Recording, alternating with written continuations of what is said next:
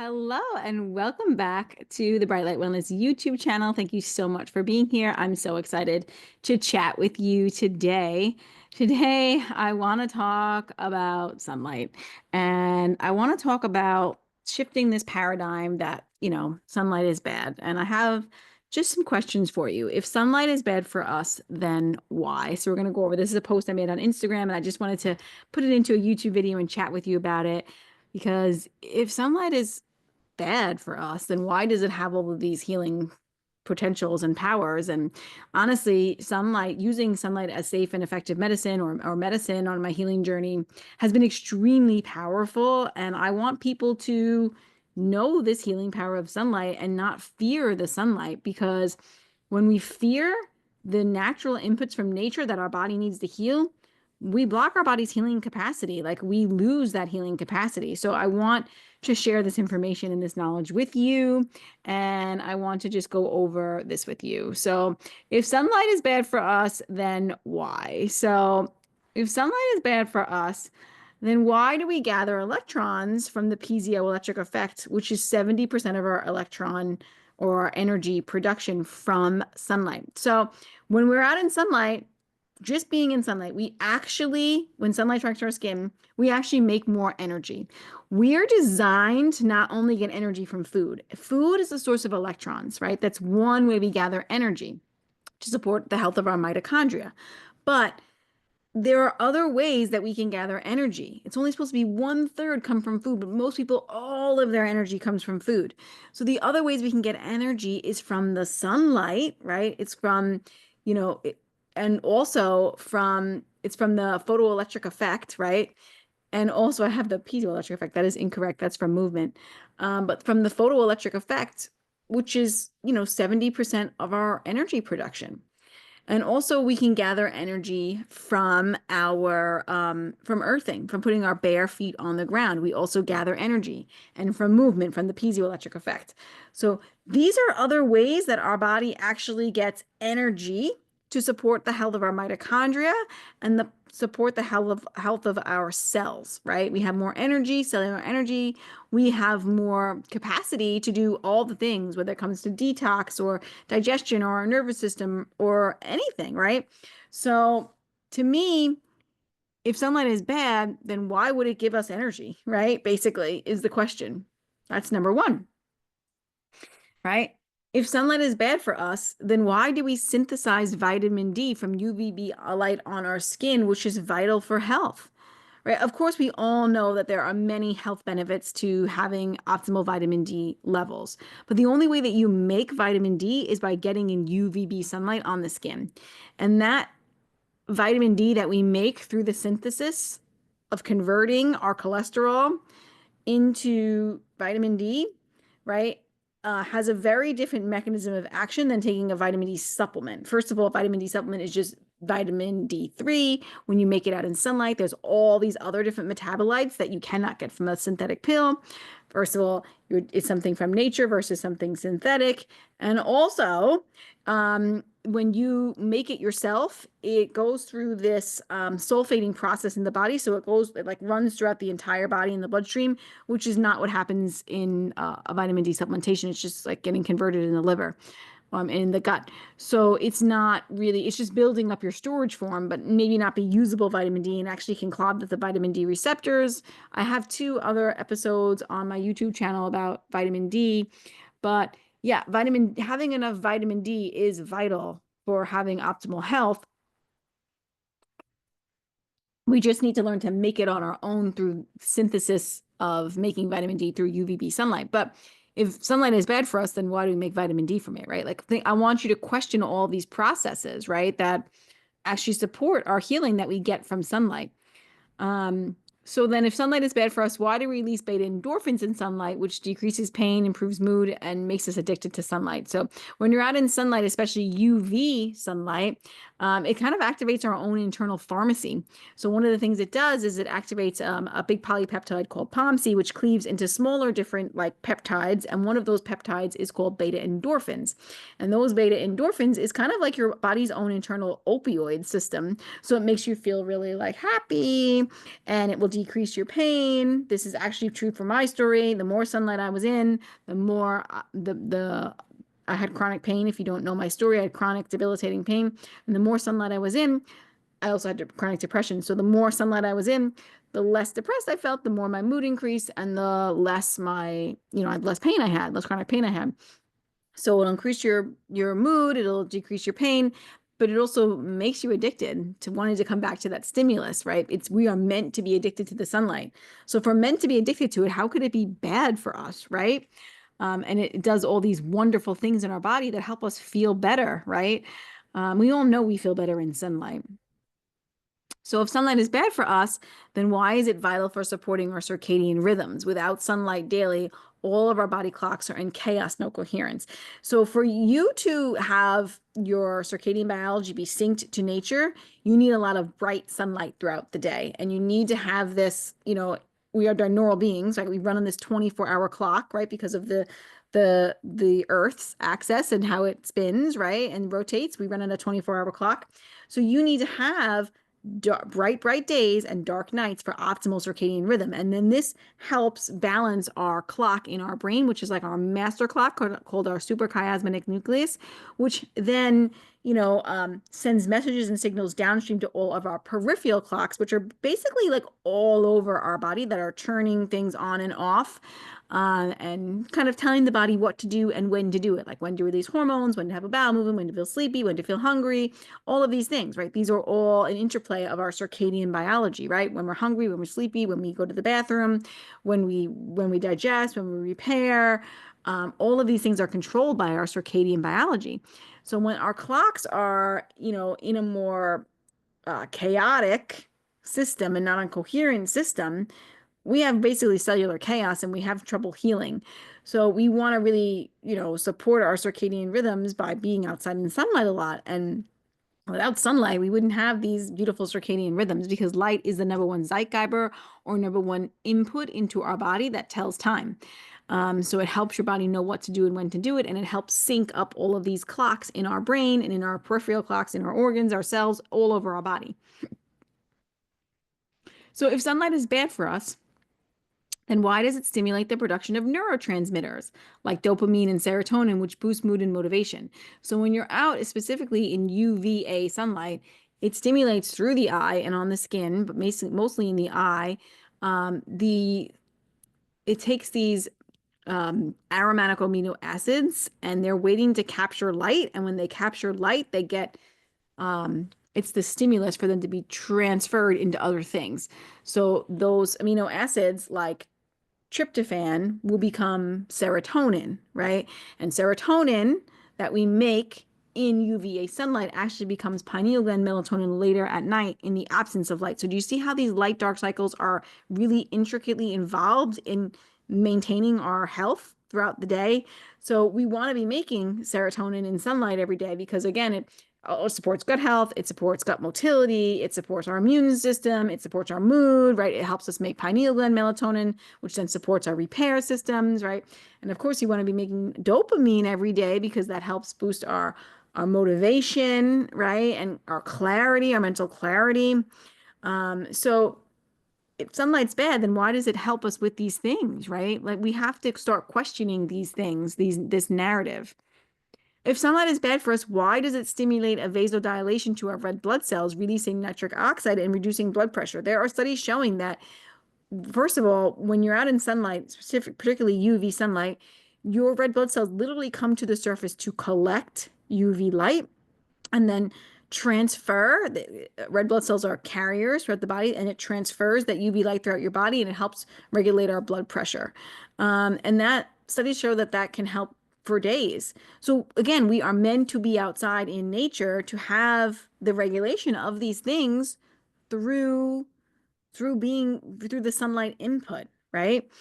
So again, I just want you to be questioning about if sunlight is bad, then why does it do all of these really good things for our physiology, right? If sunlight is bad for us, why does it stimulate the production of beneficial bacteria to support a healthy gut through the skin-gut axis? Your skin and your gut are intricately connected, just like your brain and your gut's connected, just like your nervous system health and your gut connected. Everything is connected in the body. You're an open system, not a closed system.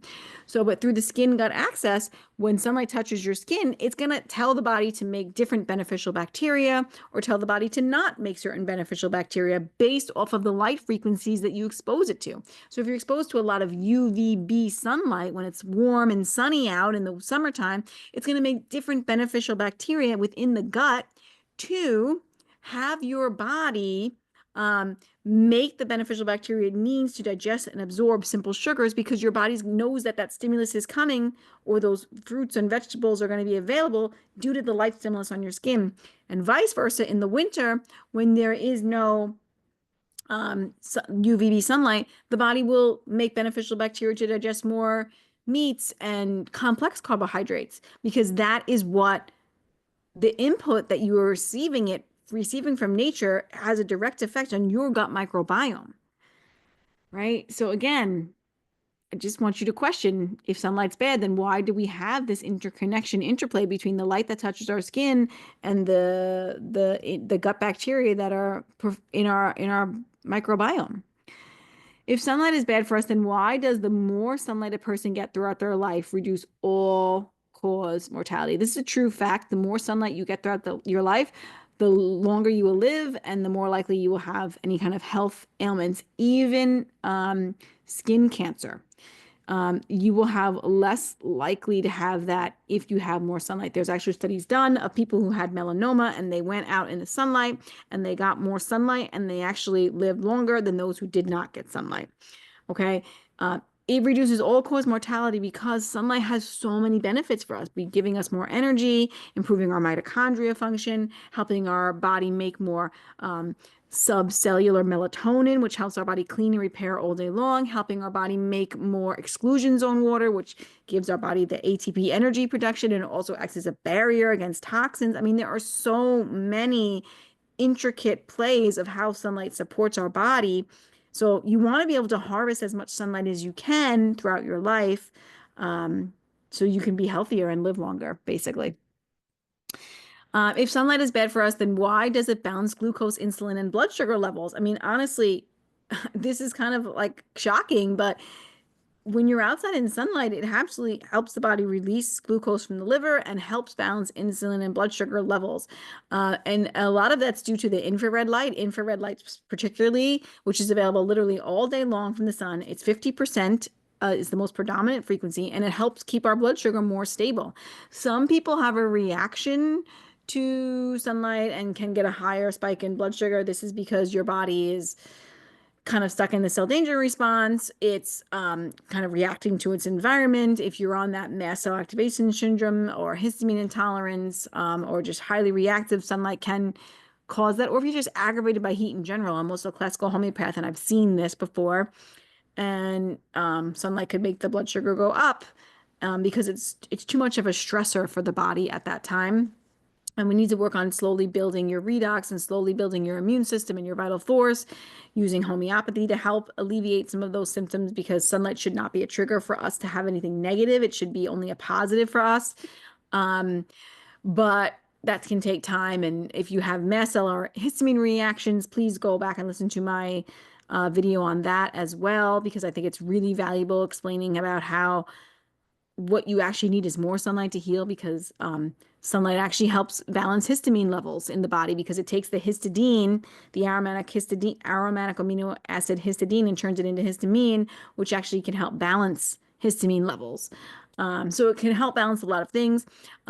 Take your meals outside, be outside. It can really help support balancing your blood sugar levels. And it also makes sense that we, in the summertime, when there's a lot of strong UV light, well, that's when the fruits that are high in glucose are available, like watermelon, right? That's super high in glucose. Well, that's when it's available, when it grows under strong UVB light. That's a circadian match. You can get my Ancestral and Seasonally Nourished Recipe ebook and webinar to learn more about how to eat in rhythm with the seasons and with the sun. But yeah, because we have the capacity to deplete that glucose in the summertime, and those foods are not available in the wintertime when we don't have the capacity to deplete it, right? If sunlight is bad for us, then why does it stimulate the production of subcellular melatonin into the mitochondria to support cellular repair all day long? I mean, literally, the more sunlight you can harvest, the more cellular repair that you can have happening all day long. And this is done through near infrared light. That frequency of light stimulates the production of subcellular melatonin, which is basically cellular repair. It's how we support having apoptosis, which is cell death, autophagy, which is cellular repair, and mitophagy, which is repairing damaged mitochondria. And this can happen literally all day long if you are getting out in sunlight. If sunlight is bad for us, then why does it stimulate the production of enzymes to support cellular repair to work 500 times more effectively? Cellular repair will work 500 times more effectively when you're out in sunlight. I mean, that's why it reduces all-cause mortality, right? If sunlight is bad for us, then why does it regulate appetite and boost metabolism? Actually, the more sunlight you can get, especially through this for UV sunlight, through the POMC, which is pro-opioid melanocortex. This is the big polypeptide that cleaves into smaller peptides. It basically stimulates like our own GLP-1. Basically, that's what it does. Alpha MSH is like our own GLP-1, which will actually downregulate appetite, give your body more energy, right? So you get more energy coming in and you're less hungry, all from sunlight, okay? Because the body is using energy, it's gathering energy from other sources, right? And alpha MSH also is alpha melanocyte stimulating hormone, so it's going to support you having more melanocytes or more melanin production. And the more melanin production you make, the more free energy you have. It's not only protective as far as sunscreen, but it's also neuroprotective and really supports the body on a cellular level because it helps the body make more molecular hydrogen, which acts as a selective antioxidant, going wherever there's inflammation in the body to support it. Especially when you're sick, you'll notice you'll suck in a lot of your melanin. That's why people look pale, right? Because they're sucking all that melanin in and the body's using it to heal. And we got to learn how to build up our melanin stores because it's protective against neuroinflammation like Parkinson's disease and Alzheimer's and dementia and things like that. Melanin is not just a tan, it's protective internally in many ways as well. But anyway, it will boost your metabolism, sunlight, and it'll regulate your appetite. If sunlight is bad for us, then why is it that the more sunlight a person received in their lifetime, the less likely they will develop cancer on the hormonal sphere, especially. If you want to avoid cancers like ovarian cancer and pancreatic cancer and bladder cancer and ovary cancer and cervical cancer and all these kinds of cancers, prostate cancer, the more sunlight you're in, the more likely that you are going to not have these issues. And also it's very correlated to blocking artificial light at night also really supports this because artificial light at night rapidly suppresses melatonin, and melatonin is basically our anti-cancer antioxidant in the body or anti-cancer hormone, especially because it's on the hormonal sphere. So breast cancer, these kinds of things can be activated if we are suppressing melatonin each and every night. We're not running the dishwasher. We're not actually healing and repairing each night. But the more sunlight you receive, the less likely you're going to have these in the first place because they are regulating our hormones greatly. It supports our cortisol, melatonin patterns. It supports our master hormones like cortisol, melatonin, and leptin. So the less likely you are going to have these kind of hormonal cancers, the more sunlight you get. If sunlight is bad for us, then why are autoimmunity and neurodegenerative diseases more likely to occur in higher latitudes where there's less sunlight? Autoimmunity is much less frequent at the equator where the light and dark day is stable and people are outside more. It's actually coming to the point where they're actually getting some more autoimmunity in the equatorial regions. That's because they're living more indoor lifestyles. They need to be outside. Some people are not. And also like things like autism, MS, Parkinson's, all of these neurodegenerative diseases are more likely to occur where there's no UVB light and there's more darkness. So how is sunlight bad for us if that's the case, right? Like we need sunlight, like it's a nutrient that we cannot live without, okay? If sunlight is bad for us, I just want to say something else about that with the autoimmunity. Actually, your B and T cells are on your skin, and they get the signal from the skin, and they're very, your T regulatory cells. They are actually also through the gut-skin connection, receiving messages and information about the light code, and that the skin actually, through that light signal is actually kind of controlling the gut more than we think the other way around. So the information that we receive on our skin and the amount of melanin and the amount of UVB sunlight we harvest actually has a really big input into our gut. If sunlight is bad for us, then why does it stimulate the production of active T3 thyroid hormone? So actually, when you're outside in UVA sunlight through the eyes, right? We can't be wearing sunglasses or glasses or contacts because that will block it. It activates the aromatic amino acid tyrosine, which then supports the body's activation of T3 thyroid hormone, right? So you're going to have more active thyroid hormone in your body, right? If you're living an indoor lifestyle, that's probably could be why you have Hashimoto's or hypothyroidism, right? We need sunlight to activate this pathway in our body. I hope you're getting the idea that sunlight is not bad for you right now. But if sunlight is bad for us, why does it balance and diversify the gut microbiome? Like light actually diversifies the gut microbiome. It actually shifts the gut microbiome.